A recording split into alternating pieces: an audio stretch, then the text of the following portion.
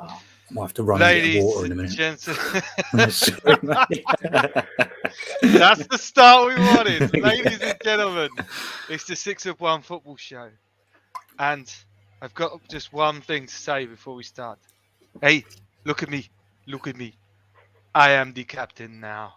Never give up on us. Now we're on the road to you. Right now, all our dreams can be made.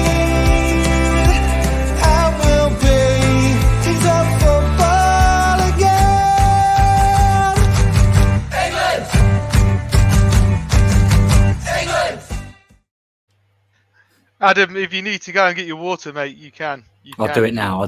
Quick. You go and 1 get minute, your mate. water. Yeah, nice one. I'll introduce Luke for he had such a good debut. Now he's back again, you know. How are you feeling today, Luke? Yeah, mate, I'm back by popular demand. So both people that watched the last one. So lots of Chelsea fans. Lots of Chelsea fans we have on the 6 of 1 football show on FTGB Sports. If you are watching and you like the content, please smash the like button and subscribe. Luke, Chelsea actually got the win on the weekend. How was that? Did you watch it?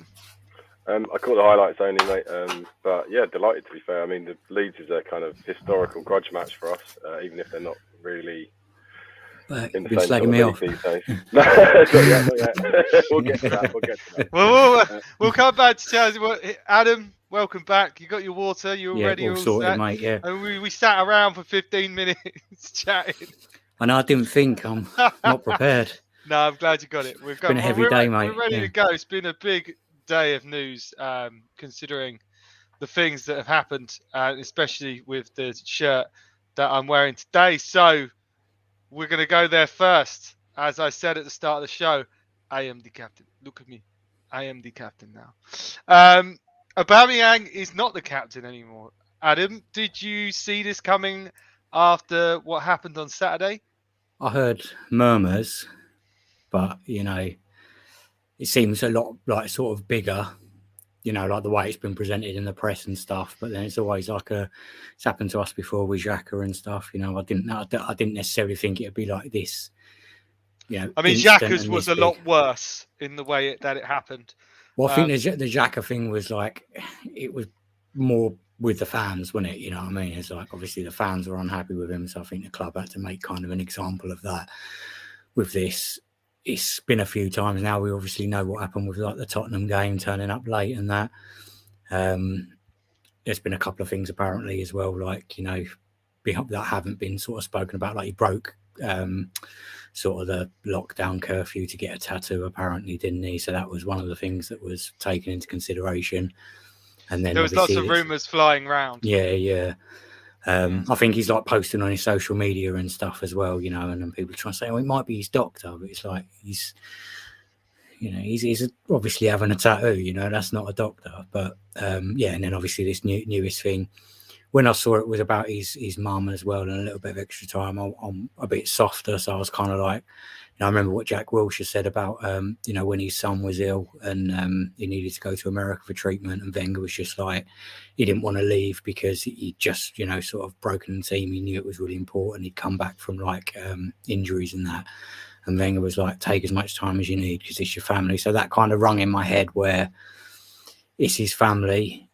So you kind of would hope there was a bit of leeway. But I think based on what I've read, that it seems like the club have made allowances for him and he's just kind of pushed it. And I think he's just forced Arteta's hand. And I kind of respect the fact that, Arteta's spoken to the club and they've kind of had to do something. And, you can't blame the club. Like I think we were saying when we were doing the Arsenal Man United preview, we were talking about no players being bigger than the club. And I think that's just an example of the, things you've got to set out. And when that happens, you have to put your foot down and you have to, it can't just be talk. You have to act on that as well, don't you? So, I didn't necessarily see it coming this sort of big and public and, so sort of like such a big story. But yeah, it's happened now. So Luke, do you think? I mean, I've seen a lot of things being said that it's like, Arteta, he ain't Guardiola, and the kind of way of he's approached it. Maybe he's approaching it like an elite manager would, and maybe if a Conte had done this, then you have that respect. But in this situation, from what you've seen and what you've today, do you agree with it, or do you think Arteta's doing the right thing? Yeah, I don't think he's really given him any options. To be fair, I think I'd echo a little bit what Adam says. That basically, my understanding is that he took some time off to go back to France or somewhere to see his mum. Was agreed with the club to come back on a Tuesday, came back on a Wednesday, and I just think it's, as Adam was saying, it's not an individual event. It's a series of events, isn't it? And it's an accumulation. It's like yellow cards, After so many bookings, you take a suspension. And I think basically what he's demonstrated, Aubameyang, is that he doesn't have a respect for Arteta. I think that's probably what it comes down to. And I think Arteta knows that he is, a champion, and he knows that he's someone who can turn games. So obviously he's done his best to try and keep him on side. But at the end of the day, you're making a mockery of what he's trying to do if you keep letting the team down, And I think once you're handed the armband after, okay, Xhaka kind of dismissed as captain whenever that was, but to be handed the armband and then to kind of let him down by just not turning up, being late for things, I just think you're supposed to be setting the example. And I think it's been a sort of theme of Arteta's sort of reign, I guess, is that you've got the kind of,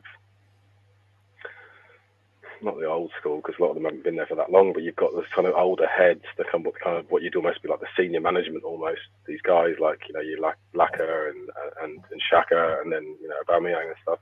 And I just think you're looking for them to put in a shift and demonstrate to there's so many young players in the Arsenal squad to demonstrate exactly what the club is about and what you need to do to get to the next level.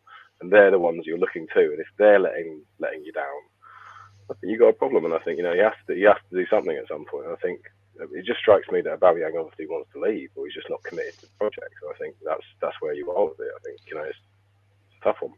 So that leads me on to the next point, Adam. Do you think this is the end of Aubameyang in the Arsenal shirt? Do you think he's going to leave in January? Do you think he'll stay the rest of the season, or do you think they'll sort it out and he'll get back in the team? What do you think? We've got like two sort of clear sort of precedents for this, haven't we? We've got Xhaka, who, obviously when all that happened with him, I just want to say, like, I'm a fan of Xhaka, like I can understand the frustration that he had when he acted out like he did. Obviously that doesn't make it any easier to deal with as a fan, but he's someone who's, kind of swallowed it, done the professional thing, got back in the team, and has got a lot of fans back on side with his performances. And people would say now that he is an important member of the team. And then you've got players like Guendouzi, who again a lot younger, so you would hope that Aubameyang is a bit older, and he's got the kind of common sense not to be insolent about it, and not just to accept that he's done something wrong. From what I've read, or what Arteta said is, he said that he accepted. Aubameyang accepted it, and obviously we don't know the ins and outs of that, but we like to think that means that he appreciates that he's done wrong, and that he will hopefully come back into the team. But again, like I mentioned to you earlier, like he's 32. Is he that bothered? If there's a lot of players that have like lifestyles, outside of the club, and I think Aubameyang is one of those players that obviously has quite a lifestyle. He likes his cars, he likes the things that he likes aside from football, and that's kind of well known. At 32, is he that bothered? Is he? Do you think it's a surprise? Do you think this is a surprise that we got to this? Because obviously there were problems at Dortmund, and we perhaps hadn't seen it from him yet. Maybe that's because Wenger would just literally let everyone do whatever they wanted and just say, he's got a bad back or something. Whereas now it's being managed. But it also comes to performances as well, doesn't it? if you got a player that's just like living, like like Zidane, like smoking cigarettes and that coming, Zidane always turned up. He was got pretty players, good though. yeah, and that's what I'm saying is like there's certain players. If I guarantee you, if Aubameyang had been banging 3 or 2-3 goals in a week, it wouldn't have been that much of an issue. But when you're not playing well, you're not doing the main thing which your job is as a goal scorer and someone of his caliber, and then these issues. And I think part of the, coming back late as well. I don't think it was just a case of coming back late. I think it was with all the COVID stuff rules, that's going on, he's just broken those rules again. And it's kind of like, as Luke said, it's got a lot. Arteta's basically got a project with a lot of young players, and they are looking at those older players, to lead by example. And if they're not doing that, then I respect what Arteta's done. And in terms of what you were saying about, if he's a bigger manager, then this is what sets Arteta aside to go, well, yeah, I am going to have that attitude, and you might not see me as a big manager yet, but the only way to become a big manager and to enforce those things is if I've got the integrity to kind of see it through. And it must be hard for him as well because, like he's, 6 or 7 years older than him. Do you know what I mean? It's like they're very close in age. But Arteta would never be caught doing this kind of stuff, though, would he? I mean, I know. But I mean, in terms of he was someone you could actually captain. I mean, in terms of the managing it, and it's like there's that thing as well, like where Aubameyang is a senior player. He's in his 30s. Arteta's a few years older than him. Do you know what I mean? Yeah, like, sure. I get the age. But does Aubameyang have that same respect for him? It would be obviously not. Yeah, it would be questioned now, I think. But I've got a question for you, Luke, because it'd be nice to see from another fan's point of view, right? This has got to be the 4th or 5th time we've had an issue with our captains. Our captains have always either we've not chosen well or it's just bad luck. But why do other teams never have any of these issues? I mean, have Chelsea ever had a problem with who they've appointed captain in the past? I don't think teams don't have these issues. I just think that Arsenal have had a couple in quick succession. I think the easy answer is to say that the squad lacks leadership. I don't think that's true. I just think that there's not really a standout. There's not a standout candidate. I think when you're talking about captains, often what you're looking for is someone with experience, someone who knows, somebody who's it's like your Gary Neville's. You kind of set your standard 7.5 out of 10 every game. Always deliver. You do exactly what your job is supposed to be, and you let everybody else know. It's a communication role at the end of the day. And I think was Aubameyang ever going to be a great captain? I mean, did you really see it? Like, if it wasn't for the fact that Xhaka, kind of shit the bed to some extent, would you ever have picked him? You probably wouldn't have done. And I think the concern for me is the people you've seen Arsenal pick as captains. I think that's a bigger worry. It's like, remember Gallas? But yeah, the guy sat in the circle and cried. I mean, if someone did that at my work, I'd be like, "What are you doing? Get up!" Especially your boss or your team leader. Exactly. Do you know what I mean? It's like... That's what I keep referring it back to. It's just like I'm a manager and I run a business, and how do I hold myself accountable? And I was asking all these kind of questions, and then I've just come through every Arsenal captain for the last 10 years. I'm like, yeah, he shit the bed. Aubameyang's now shit the bed, but it doesn't seem to me that any other club have these. I mean, I was at the Xhaka one. I was at the game, but we sit quite high up in the kind of North Bank. Well, we're in the front of the North Bank, so that was in the centre. So you didn't even know what was going on, and everyone was booing and stuff, and I was like, "The hell is going on?" And that was a crazy thing, and that really upset me, that whole scenario. This hasn't upset me as much, but you're not really attached to him as a captain, are you? And I think, again, like I said, I don't think the Arsenal fans necessarily look at him as a captain. I don't think anyone outside of Arsenal does particularly.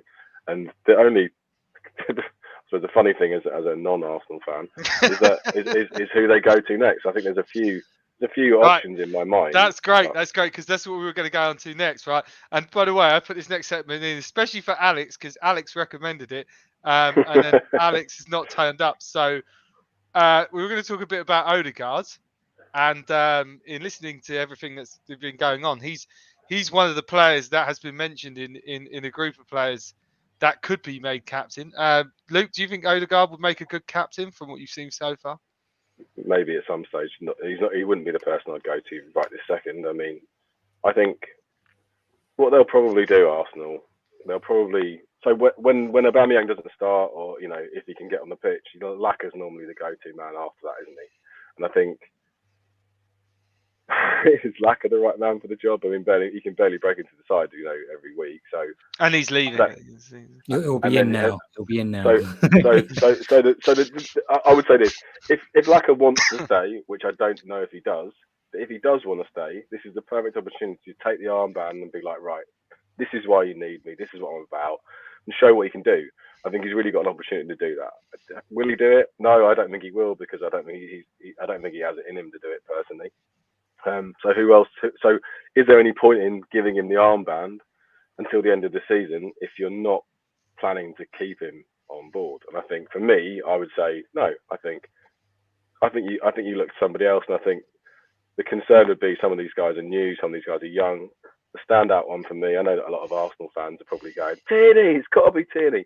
Tierney doesn't get to the side every week either. I mean, like, Tavares is keeping him out sometimes, I think, and you've got injury issues as well. I think he's a great player, but he's got good attitude. I don't know if he's the right man for the job. I think that I almost can't believe I'm saying it, but I wonder if Ramsdale's actually the standout. 100%. He is in the chat. He's in the group. He's my number one choice, purely for the reasons. If we look at our role, like the captains that what we've been talking about, the captains that we've selected. We spoke about captains a few weeks ago. I think it might have been the first time I come on. We were talking about Harry Kane, about Aubameyang then. Talking about different types of captains, some that lead by example, and other ones which are more vocal on the pitch. I think looking long term, if you look at the captains we've had, Vieira is a special case in his own right. Is that you're not going to get another Vieira. You're not going to get that's once in a lifetime for most clubs. Same with John Terry. In terms of a leader on the pitch, most clubs will only have one of those 2-3 generations. You'll get a guy like that. You look at someone like Tony Adams, who became Arsenal captain at a very young age and kept that. I look at Ramsdale and I think, first of all, at the minute, who's the first person who's definitely going to be on the team sheet? It's got to be him at the minute. He's been our player of the month 2 months running, and he's been brilliant. He's right at the back. He can see everything else in front of him. He's very vocal. He is a new signing, but he's young and he's a goalkeeper, so you would imagine that he's got a long career ahead of him at Arsenal.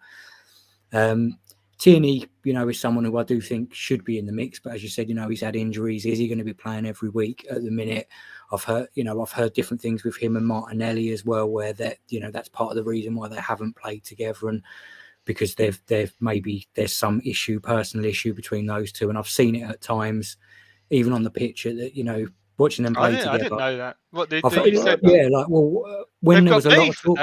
When there was a lot of talk about Martinelli not playing, there was a few rumours that came out that him and Tierney, because Tierney was such a stalwart in the team at the time, that him and Tierney didn't quite see eye to eye the way they played together. And I think even Arteta said he needs to get them on board together.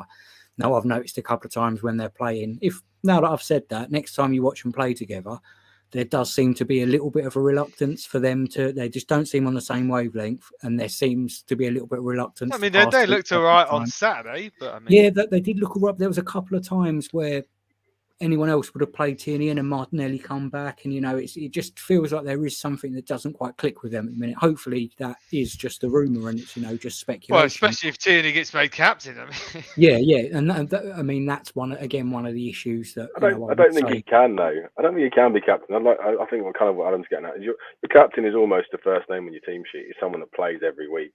Immediately that discounts Tierney in my mind. I think Ramsdale at the moment. You think, well, there's no way that you almost wouldn't want to see Leno start right now. I think Ramsdale's too young now. I think he's. Oh no, but then I think it's about. He communicates a lot, Yeah, that is it. It's a huge thing. I think it's about attitude. Like Tony Adams was he 18 when he became captain?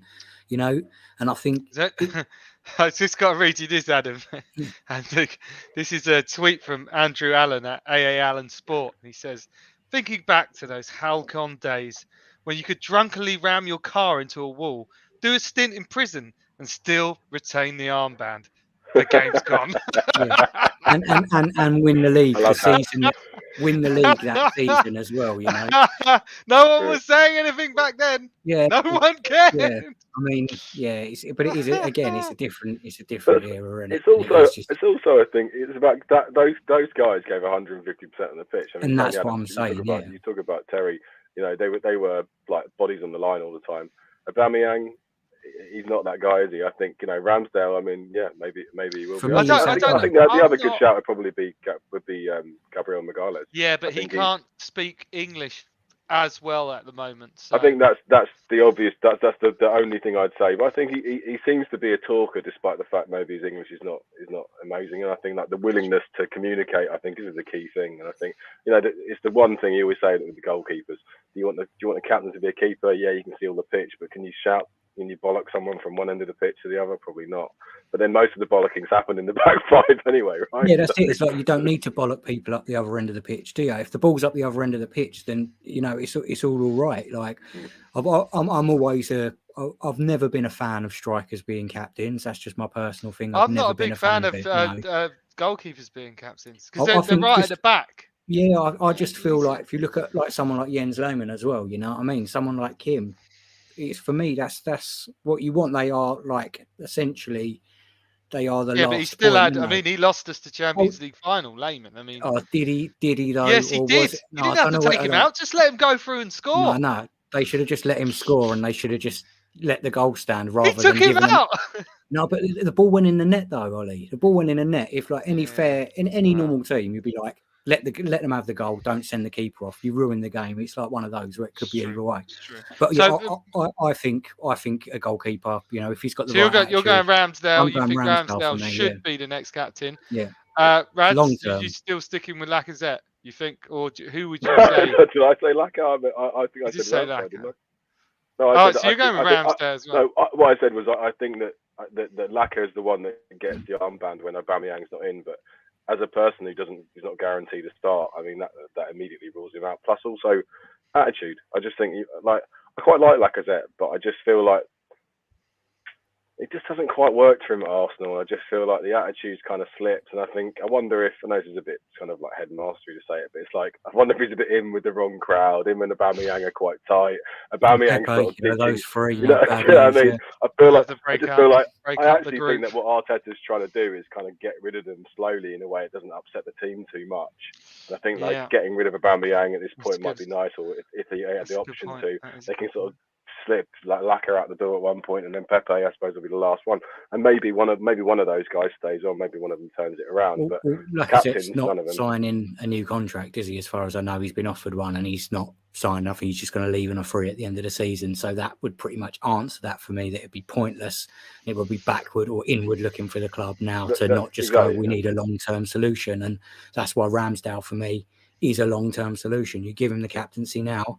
You've got another 10 years of him if he, stays at this level. Then I think also what it does for you, which would be nice, is that it gives confidence to him. He's come in, he's taken the number one shirt, which is already a good start. His performances have dictated that he's starting to become a key part of the team, which you'd never have said it if you'd have seen the last 2 seasons that he's played. But at the same time, throwing him the armband now would be the perfect way to be like, all right, you want this, you're ready, let's have it, and then kind of you're promoting him being that talker in the team, letting everybody know. And it's also really good for the other young players to see that, it's not going to be a case of, exactly, that you can be rewarded early if you do it the right way, and you're not just going to, rock up to training late and do whatever you want and then just end up being the captain and always being picked. Well, there you go. When all of these international coaches as well, like everyone talks so highly of him as an individual. I know that they tend to when they're talking publicly anyway, but he gets a good. I've never rated him particularly, or I've not rated him on the previous 2 seasons I've seen of him, and I thought he was going to be an absolute nightmare for Arsenal this season, if I'm honest. But it's been refreshing to see him do well, to be fair, especially as an English keeper. Well, what's his space? Maybe it will be Ramsdale. Who knows? We kind of started talking about Odegaard, but went into the captaincy conversation. Yeah, but I don't think Odegaard's right as well. He's not ready. No, I think you're right. But hey, Alex is not here, so we're going to move on. So COVID, had to talk about it. COVID hits the Premier League yet again. Here's another good thing that I got sent. Just so you know, Man United have confirmed that all travelling fans will be refunded for their trip to Brentford after the game was called off with very little notice. To claim your £3.20 single underground fare, email your Oyster receipt to the club. There we go, another good one. It's the stuff that gets sent. So I'll start with you, Luke. Obviously, it's starting to get a bit real again. It was first Spurs, and we all had a laugh because it was Spurs, and happy days. And then obviously it was Man United now, and then Brighton, and it's I think Villa as well. I heard have got some. Yeah. Can you see it going back to behind closed doors, and it getting even worse than it is now? Yeah, I mean, of course, you can imagine almost anything based on the last year we've had. I mean, nothing's kind of. Yeah, you're not guaranteed any football necessarily, are we? I imagine what will probably happen is because ultimately they want everything to continue, don't they? They want to keep fans in, they want to keep the money going around because essentially football can't have another foot of break like last year. Because I mean, look at two of the biggest clubs in the world in Real Madrid and Barcelona are absolutely dying on their arse on the back of things like obviously bad spending, but particularly COVID's not helped them. And I think that another break like that would wipe out more teams than not almost. So I don't think they can afford it to happen. I think what will happen is that they'll try and stagger it. I mean, it's probably the worst time for it to happen with a sort of Christmas World Cup next year and like kind of bunched fixture list anyway. But I guess what they'll do is just go, right, we can't play that game here. Let's stuff another one at the end of the season. These guys aren't going to get. I'm not going to pretend to know again to pretend to be a doctor here, but I'm assuming that if you get COVID, you're not going to get it again within 6 months at least. So it's I think almost it's 2 better. months. Is it 2 months? Yeah. Is that it? Okay. Well, but I think that's what I heard. I'm not in my mind, I'm thinking that there's a sort of antibody situation. I know. How do we get onto this? You've got kind of like the antibodies for 6 months is what I thought I understood about it. So I'm thinking in some way you almost want the entire squad to get it together right now, so you can kind of draw a line under it and go right. Yeah, right. Yeah. But obviously that's not ideal, and who knows what kind of reactions people would have to that. But I mean, in terms of just purely thinking about the football and not thinking about people's health. Do you think though? I mean, obviously we went from. I mean, I had in the back of my mind that they were still going through these kind of COVID protocols that they were going through so stringently when football came back. But I mean, is that now? Obviously, since they've kind of stopped, everything's gone back to normal. No, I guess it's hard to say you can stay in a bubble when everyone else is just. I don't think they haven't got the bubble situation anymore, but they're still testing them, every opportunity they get. And it's just one of those things, isn't it? And once you have an individual training with it, and it seems like, like I said, it's in some way it'd be preferable to miss 2 weeks of football and then bunch it into another part of the season, especially if you're not playing any European football. You've got loads of time off midweek to squeeze your games in. If you're playing. We're playing Sunderland in the cup next week, so that's 2 games in a week. We've all just had 2 games in a week. It's basically like being in Europe. Do you think Spurs should have been docked points for the matches they missed? No, I mean it's funny to say it as Arsenal fans or whatever, but to be honest, no, of course not. Do you not think though? I remember the 8-2 at United when we had loads of players sick and we just had to put out loads of youth players and we get walloped 8-2. I kind of think you've got a big team. Just put some youth players out. Just you've got enough players. I agree with that. I think they should have. They probably would have had a. But I mean, where's the precedent? Like there should be some rule in there that says, if you've got 5 or 10 first team players with COVID, then you can't play. But anything under 10, use the youth team. I don't know. It's a fixed number, isn't it? Just get the fans out. Just get 11 of your fans that haven't got COVID. 11 of our fans. Stick them out there. I mean, why aren't they having these conversations now? I think we've just solved the whole thing. Yeah. Adam, do you think we're gonna? I mean, first, do you think we'll be going back to closed doors? It sucks. Obviously, but it might have to happen. Not get political with it. But then there's a big part of that. It's like whatever the wider message is. And obviously, when it first happened, with the, you know, like we had Matt Hancock in and he was very much lockdown. Whereas now, like the new guy, the older Sajid, Savid Javid, should be able to say that with my Asian heritage. But, you know, which he's like the opposite, and he's like, you know, we're not going to lock down again. So I think they're just going to follow the trends. Just so you know, Adam, this is the most politics. I mean, you just mentioned no, two people that I've never even heard of. Yeah, no, it's fine. Yeah, well, I can't pronounce one of them. Don't lump me in with you, mate. Yeah. No, I haven't. I'm not saying Luke, but I mean me. I don't do politics, but yeah, I try not to. Let's stick to the football side of no, things. But that's what I'm saying. In terms of the football, I think they will just have to follow the wider thing. Whatever is happening in wider society, they will have to follow that trend. Because if there is like new restrictions in on a political or a social scale, then football's going to have to follow it. But like Luke says, if they don't have to, then they're just going to try and get, you know, they're not going to want to lose the revenue again. You know, I just hope they've got their boosters, because, you know, I for the first time in a long time, I watched the news the other day and I was just told, go get a booster. So don't watch the news. That's one thing that I've learned from COVID. Just don't watch the news. You know what I mean? Lockdown. We want another lockdown. No, of course we don't want another lockdown. So, I mean, I guess we just wait and see. I'm hoping it does affect Man United and Spurs, because they'll have to have a build up of games. When they play their next game, I'm not sure. But obviously, in the race for that top four, do you think, Adam, it will have an effect? It's so hard to say. It can go both ways, can't it? You know, you get teams missing games and then having a load of games at the end of the season. If they manage to galvanise, if they're on having a bad run of form, then they could, you know, come back and just have a great run of form. Because I'm worried about Spurs, I'll be honest. Yeah. Well, I think it's a little bit Spursy to, you know, just, you know, all get COVID and, you know, not put out the youth team. I just think it lacks class from my perspective. I think stick some youngsters out there, you know, see what they've got. You know, there's no better way to. Yeah, but Spurs never play their youngsters, did they? When was the last real good youngster that came through the Spurs academy? I mean, Oliver Skip, is he not? He's shit. He is dog shit. Honestly, he's one of the worst. He's a first team player. He is so bad. Standards of different clubs. What about Harry Winks? Harry Winks, he's dog shit as well. Yeah.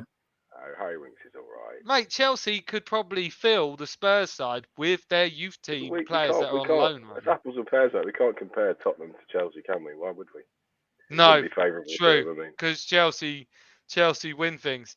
Do you think it will have an effect on Spurs and United with the fixture pile up, or do you think it just won't make any difference at all? I think it swings and roundabouts. I think, you know, probably most clubs in the Premier League will experience something like this over the next 2 to 3 months. And, you know, it's like isn't it? It's lose. If you haven't got 16 first team players and you can't put out a team, so you have to abandon the game. If you have a massive squad, maybe that means you can get other people in, which is maybe goes against you, because now you've got to use people out of position to fill that void. So finally, the teams with the massive squads maybe get some back, you know. But also, you know, not playing for let's say 10 days is not going to help your fitness, is it? And you know, everyone knows how quickly people seem to drop off in terms of fitness and just, you know, match fitness certainly. So. I think it adds an interesting twist to the plot, really. I do think that, you know, if we don't win the league this year, that obviously this season will be null and void and it won't count. But you know, at the same time, I think it adds a little bit of spice to something, because it adds an unknown quantity, doesn't it? Like nobody knows. Like I said last week, injuries often dictate who's going to win and who's going to go down to some extent, because if you lose key people, that can be the beginning or the end for you.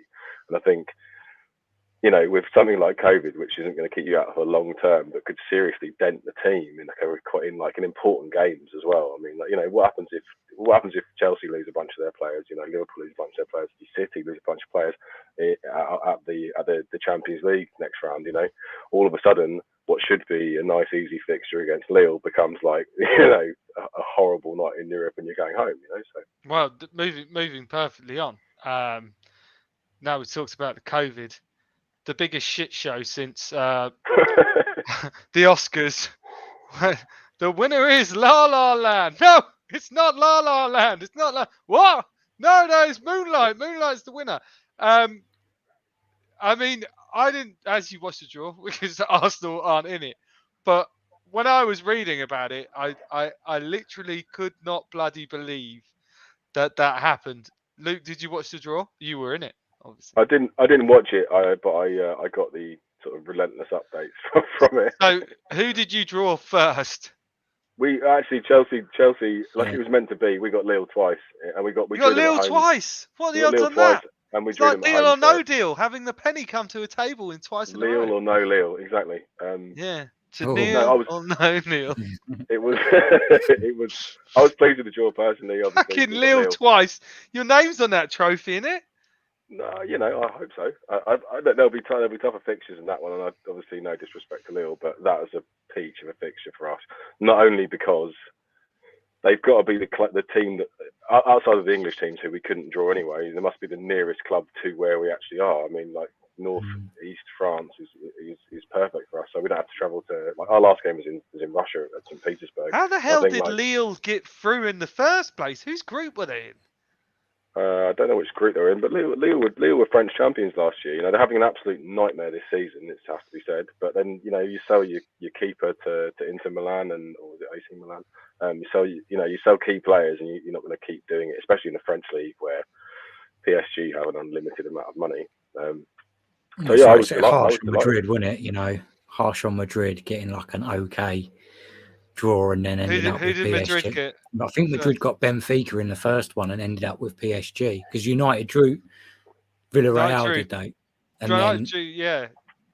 United drew Villarreal, and then they realised that they weren't allowed to play Villarreal. they're in the same group, weren't they? Yeah.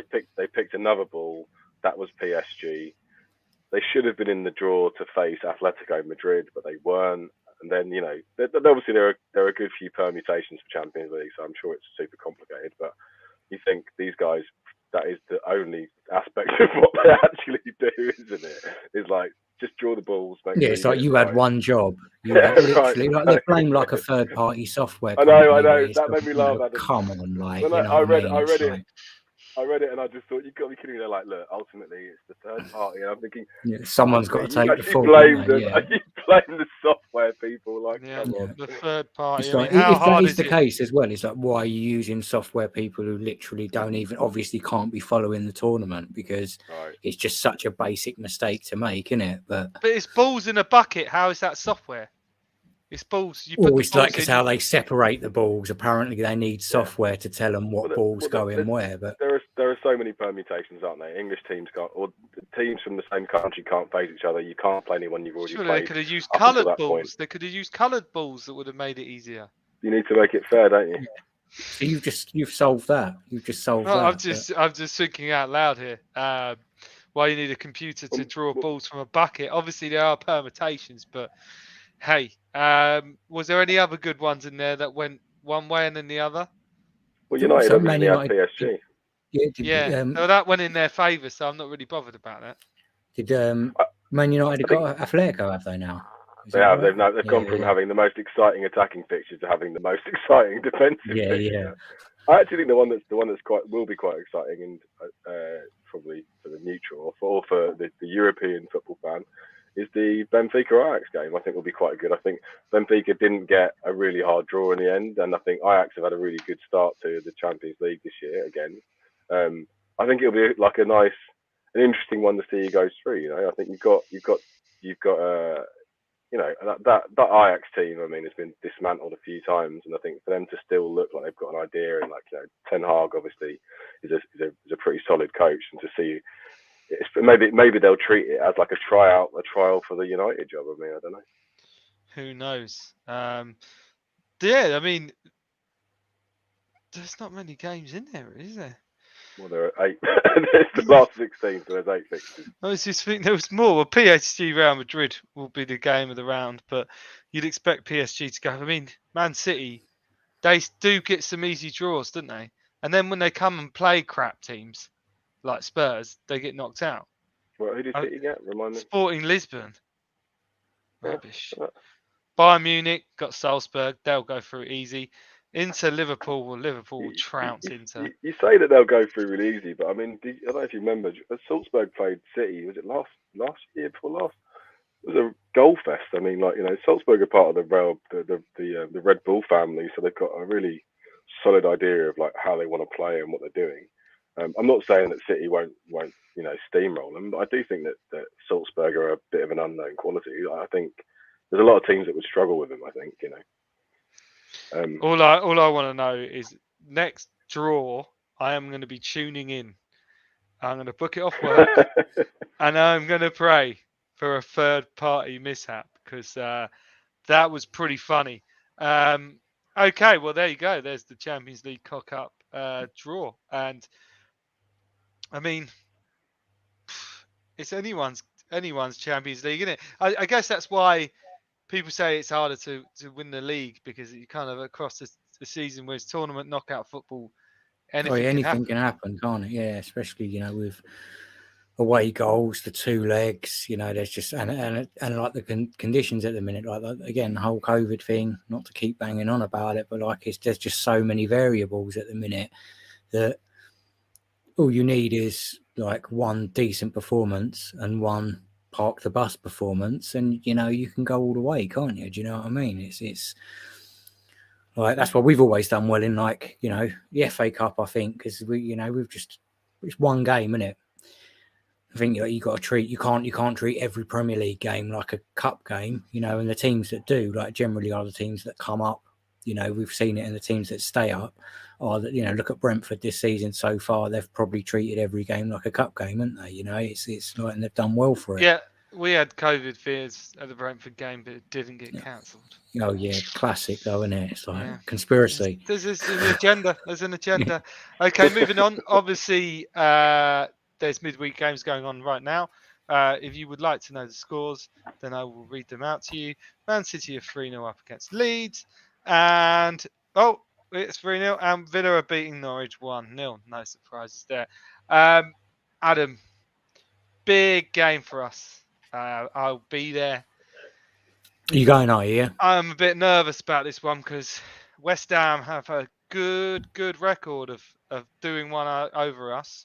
But I don't think they do though. I think they have a couple of times, notably. But I think they were the first team to beat us at the Emirates. Yeah, but I think we have actually got a pretty decent record against them. Like, yeah, no, but it's they're on there. They're playing really well at the minute. It's probably going to be the most competitive in terms of West Ham teams to actually face. The West Ham teams that we've lost to in the past probably haven't been, as good as the team is now. So I always remember Andy Carroll just turning up for one game, just destroying us. But I don't think on paper in the past you would have always put as a kind of a win for Arsenal. I think now it's with the way that West Ham are playing, it's going to be a harder game, but I think we can beat them. I think we can. We've got to beat them. The good thing is our home form is now very good. It's our away form that's really letting us down. It depends whether how we how the teams respond to this week and stuff. Like, hopefully, I like to think that it's going to give them a boost to go. Oh, you know what? That Aubameyang, he's been pissing us all off, and the boss has put his foot down about it now, and we're going to go out and play galvanise. But it could go the other way where they're all sad because Aubameyang's out. But to be fair, when Aubameyang's been out, like the Tottenham game, right decision, wasn't it? Even the weekend, he didn't play again. Right decision because we've played really well, and there've got to be two of our other than the Villa game.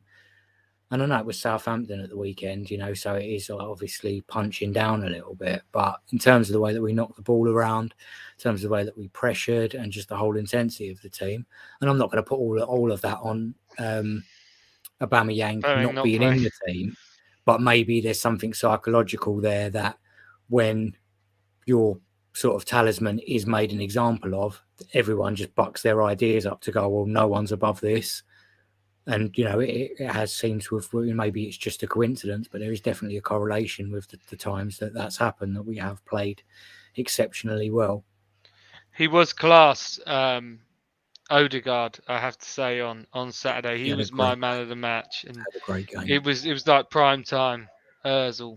old school. He was really good, and Martinelli. So I feel if them two can play as well as they did on Saturday, then Maybe like to see Martinelli up the middle. Maybe get Smith Rowe back in. If yeah, well, we don't want him close to Tierney because they don't like him. they don't.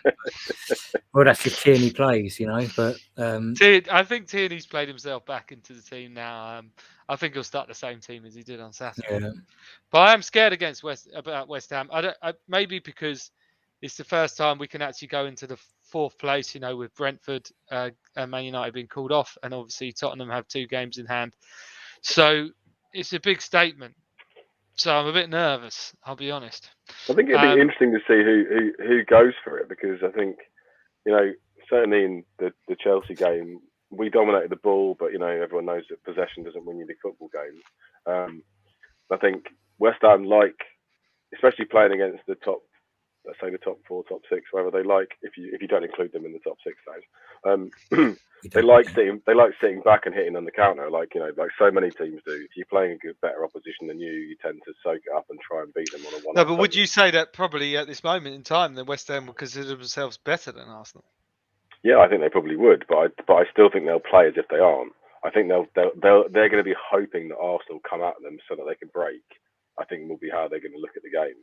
I think because he's cautious, Moyes, isn't he? He's a cautious manager. He's quite, he's safety first. He's like, lock the door and then think about what we can do with the ball.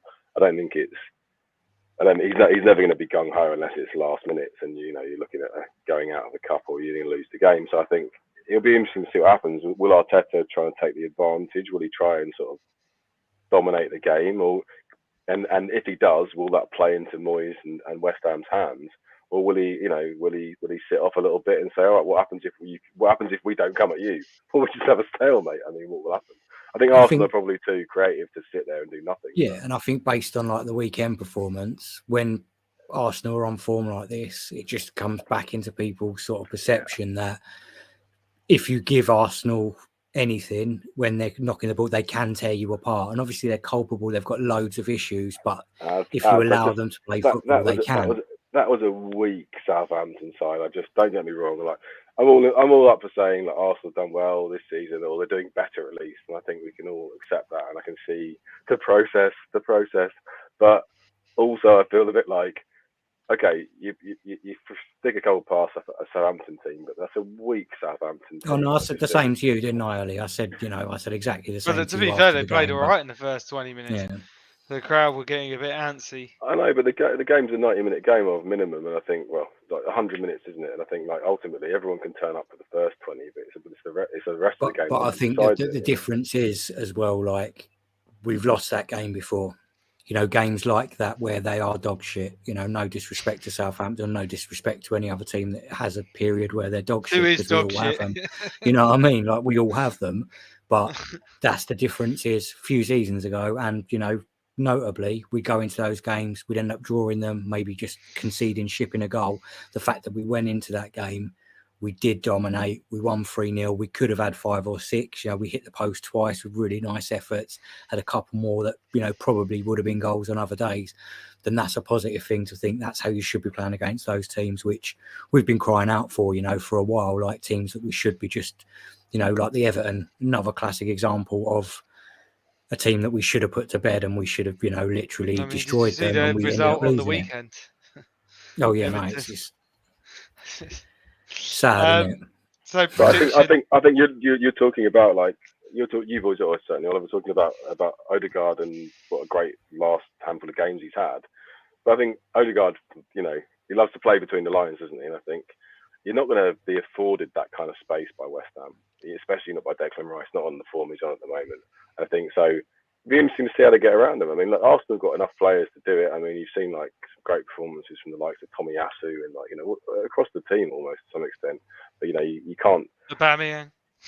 Less so Aubameyang, but Smith Rowe and Saka. I think Saka's clearly a talent. They both are, but I think Saka's clearly a talent. I'd like to see him do a bit more. Odegaard's having a great moment, and I think he seems to. Well, certainly, I think it's a small sample size. You can't say he's arrived, but I think I agree. You're starting to see glimpses of that kind of. You'd call it Ramsey, I'd call it Lampard. That kind of arrive at the right moment into the box. tuck it away, get it sorted, and no one cares how it gets into the back of the net as long as it gets there. He does have that ghostly element of Ozil as well, though, where you just don't necessarily. You don't always see what he's doing on the pitch, and it's not like he's someone that stands out where you just see his work rate. You see all these things. It's just like he pops up and he does some really nice things. For the first goal, part of me felt like, he's taken too many touches before he released Tomiyasu, and then, to Saka, the one-touch passing to get out of, that was hilarious because there's some guys behind us who were like, "What are you doing?" Yeah, I was just sitting there, I was just going. I love that. And then they just went boom, boom, boom, boom, boom, boom, go on, I turn around, come on, and they're all celebrating. You're like, you were just cussing us a minute ago because you were pooing it because we were passing around the back. So, but Adam, what do you think the score's going to be, mate? I'm going to be positive. I'm going to go 2-0 Arsenal. Luke, what do you think? I hope you lose because we got beaten by them. But to be fair, as a Chelsea fan, I'd actually rather you won just to do us more of a favour, just to put a bit of distance between us. But I'm going to sit on the fence and say it'll probably be a draw this one because I think they've both got enough to score. I think there'll be goals from both sides, but I don't think they'll be able to settle it on the day. I'm not going to predict it because I'm just too nervous to predict, and I don't want it to come into any of my my judgments. So I'm just going to go there with my COVID passport and my face mask on, and drink lots of beer and just pray to God that we get the win. We're going to review two games today, and that was the Arsenal one, and it's Chelsea Everton. Are you confident about this one, Luke? I don't know. At the moment, I'm not confident with us generally. I think it's funny. You look at, like I said, with like Man City, with Chelsea, you kind of look at these teams that have an abundance of money and abundance of players. And you kind of go, well, we've got this huge squad, so we'll never be in any trouble, really. So there'll be a like-for-like replacement across the board whenever someone comes out. But, losing Kante in the Juve game a few weeks ago, a month ago maybe it is now, Kova being out. Kova just came back from injury, now he's got COVID. So it's like, he's back out. Kova's got COVID, how fitting. Exactly. Obviously Chile being out, it's been a bit of a hit for us as well. And I think what are these nicknames? Where do they all come from? Chile, Kova, Benjamin Chilwell, being injured. It's not ideal, but I mean, and it suddenly makes you realise that the squad's not quite as. I mean, look, you can never have exceptional talents on the bench, or you can't have them on the bench for very long. But when we're looking at Ruben Loftus-Cheek, and God love Ruben Rubes. I mean, as a Chelsea fan, he's getting a good run of games nowadays, isn't he? Yeah, I know, mate. But I hate to say it because I know that so many of the Chelsea fans have wanted him to be the player that they know that he could have been. But as far as I'm concerned, I think, look, I'd love him. I wish he would have done. He seemed to be there with the year we had Sarri. He seemed to be like finally getting the time he needed to be on the pitch. But I think injuries have just absolutely ruined him. And now there's so many opportunities when he has the chance to shoot and he just doesn't have the confidence there to do it, and he lays it off or he plays it backwards. Alonso coming in for Ben Chilwell. I think everybody knows what Alonso's about. He's a man. You can still call him Chile, mate. I do quite like that. That's all right. That's all right. I'll make sure we've obviously got quite an Arsenal-centric podcast here. Chile con carne. With Chilwell injured, it's just Chile. Alonso has some great moments, and he's a great striker with the ball, free kick taker, up front, whatever. But he never goes around the outside. He never beats anybody for pace. He always looks disinterested when it comes to defending. I mean, he's 50% of a great player, Alonso, but the 50% he's missing is so key. It's just embarrassing. And I think that we don't have someone else to step in there at the moment. I mean, I don't know. Chelsea missing a big hole in the middle of the pitch, and then a left back, and then on top of that, you think you got Lukaku coming back, who's been. Chelsea need to figure out a way to use Lukaku better. I think more than anything. I don't know if that's going to happen in this Lukaku game. Back at so Everton, you'd love to think that would be a moment for them to really say, right, this is it. I'm going to sort of state my case here, and I hope he does. And I think we will beat them. I feel like Leeds last week. I think we'll beat them, but I don't think it will be necessarily pretty. And I think don't forget Lukaku's going back to Everton. Fine, Benitez is going back to London. I think there's going to be a little bit of fire in his belly too to be like, all right, well if if there's only one thing we do, let's not get beat.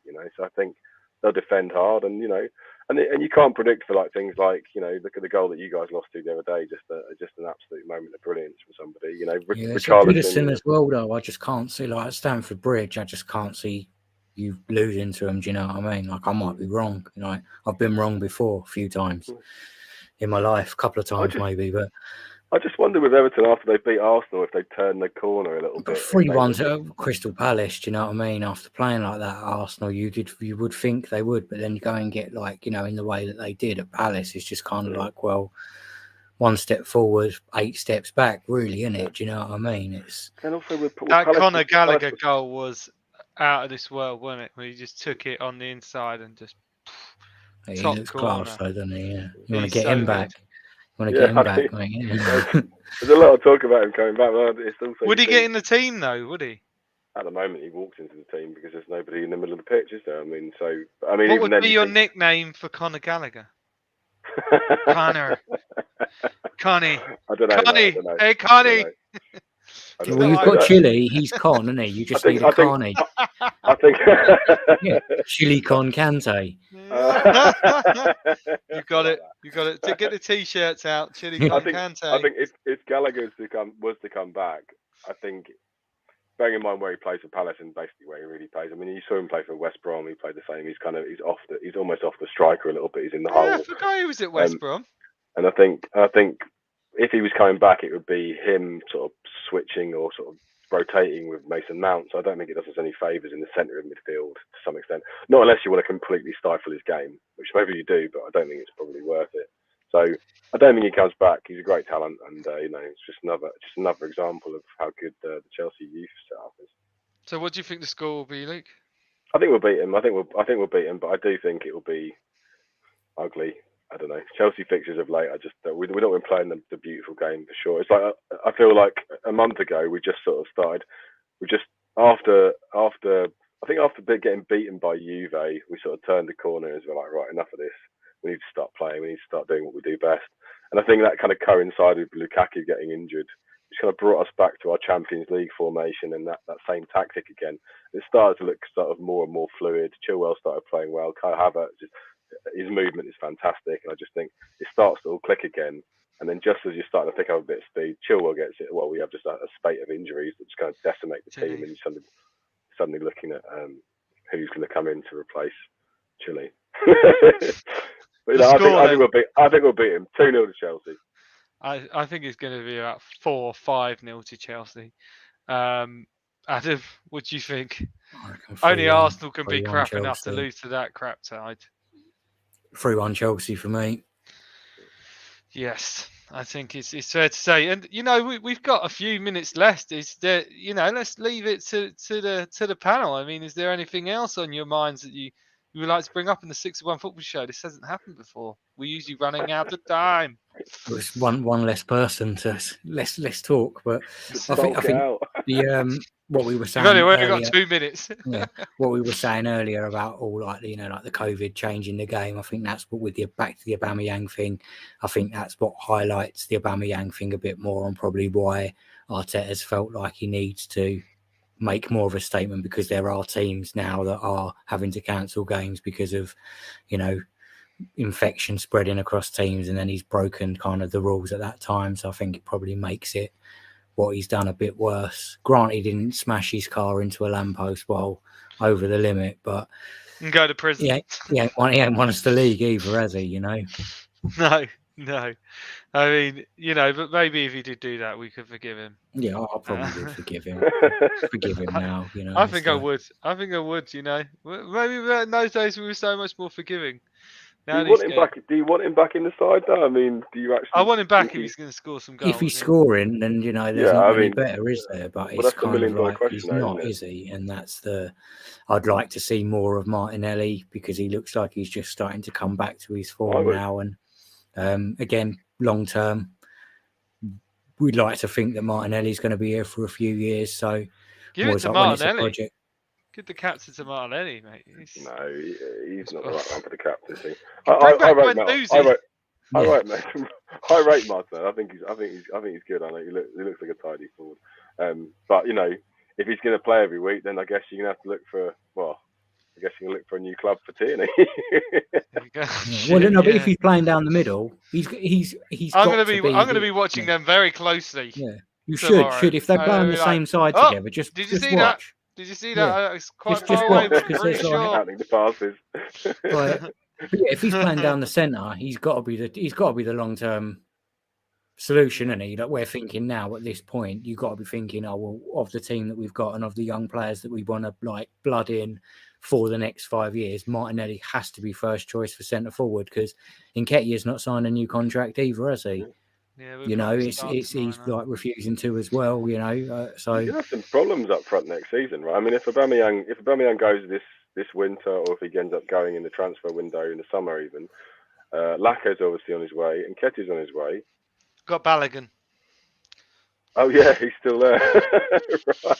But again, well, I think we've missed the opportunity with him as well. You think like the amount of much more game time we could have given him, I think, you know, and obviously like there's people, I think we've got a tendency, you seen like the Charlie Patino as well, like great talented young player. But the problem with amazing. Arsenal is because we've promoted Ex-Luton. young players and we've had like brilliant, like, you know, your Jack Wilshere's, your Cesc Fabregas players like that have come through and just, you know, at such a young age had such an impact. We then do have this tendency as fans to go, as soon as there's like a 13-year-old kid who has a brilliant game, I'll put him in the first team, and it's Start him tomorrow. yeah. Well, that's the end of bonus time, unfortunately, guys. Yeah, no worries, mate. Yeah. It was fun 2 minutes. Maybe we'll get it again sometime. Adam, thank you for coming on. Yeah, good to see you. Thanks for having me, Luke, mate. thank you for coming on also. Sorry if it's No turned worries, into a James. bit It was of an pleasure. Arsenal fest. That's But right. you know, anyone who's watching, please like and subscribe if you like the content. We will be back again next week for another great show. Thank you very much, everyone, for watching. We only got one comment, unfortunately. We usually get more than that, and that's greetings from Florida. Thank you, YGoFro5. The only one comment of the day. We will be back next week. This has been the 6 of 1 football show on FTV Sports.